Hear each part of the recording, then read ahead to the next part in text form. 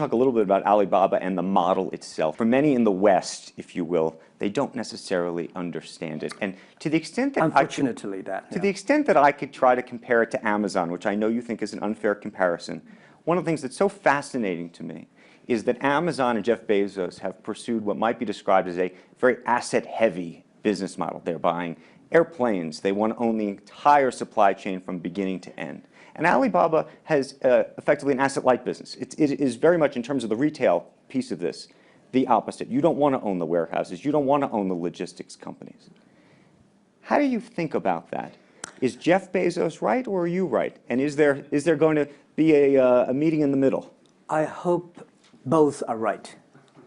And because the world can never have one model. If the world has only one correct model, the world is too boring. Right? We need to have all kinds of models. And the people who do the model should believe in the model. And I believe what I do. Right? The difference between Amazon and us. Amazon is more like an empire. Everything they should control themselves, buy and sell. And our philosophy is that we want to be an ecosystem. Our philosophy is to empower others to sell, empower others to service, empower making sure the other people are more powerful than us. Making sure with our technology, our innovation, our partners, our 10 million small business sellers, they can compete with Microsoft, IBM. Our philosophy is that we think using internet technology, we can make every company become Amazon. Remember one thing. Today, for our sales, our GMV last year is more than 550 billion US dollars. To hire people deliver for us, we need 5 million people.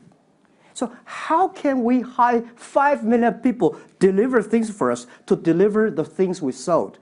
The only way we do is empower the service company, logistics companies, making sure they are efficient, making sure that they make the money, and making sure that they can hire more people. But without owning the whole chain, can you do it as effectively? The idea that you're watching Amazon being able to deliver things now within hours, literally.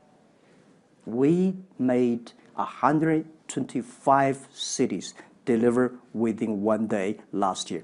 Imagine 10 years ago, deliver one thing from Beijing to Hangzhou takes about 8 days. Now you can deliver things from Beijing to Inner Mongolia, some city, within 12 hours. It's improving.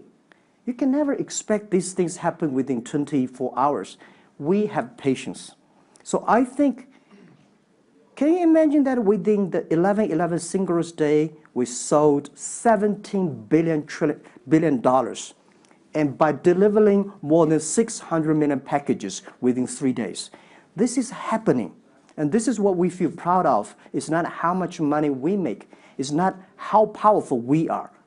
We think because of the technology, we can make the technology very inclusive, that every small companies can use it. This is my dream.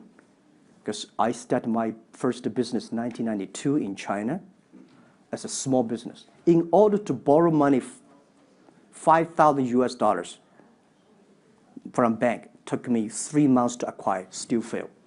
So difficult to be a small business. Today, with the technology, we can empower them. This is something I want to do.